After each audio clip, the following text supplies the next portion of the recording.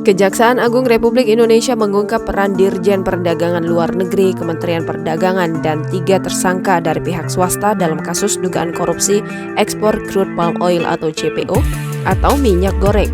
Apa peran mereka? Adapun 4 orang tersangka yang terkait dengan perkara dugaan tindak pidana korupsi dalam pemberian fasilitas ekspor crude palm oil atau CPO dan turunnya pada bulan Januari 2021 sampai dengan Maret 2022, yaitu IWW selaku Direktur Jenderal Perdagangan Luar Negeri Kementerian Perdagangan Republik Indonesia menerbitkan persetujuan ekspor terkait komoditas crude palm oil atau CPO dan produk turunannya yang syarat-syaratnya tidak terpenuhi sesuai peraturan perundang-undangan.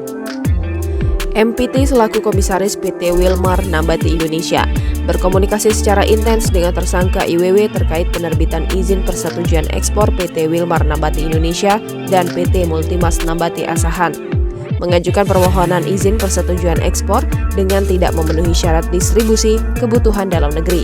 SM selaku Senior Manager Corporate Affairs Permata Hijau Group berkomunikasi secara intens dengan tersangka IWW terkait penerbitan izin persetujuan ekspor Permata Hijau Group, mengajukan permohonan izin persetujuan ekspor dengan tidak memenuhi syarat distribusi kebutuhan dalam negeri.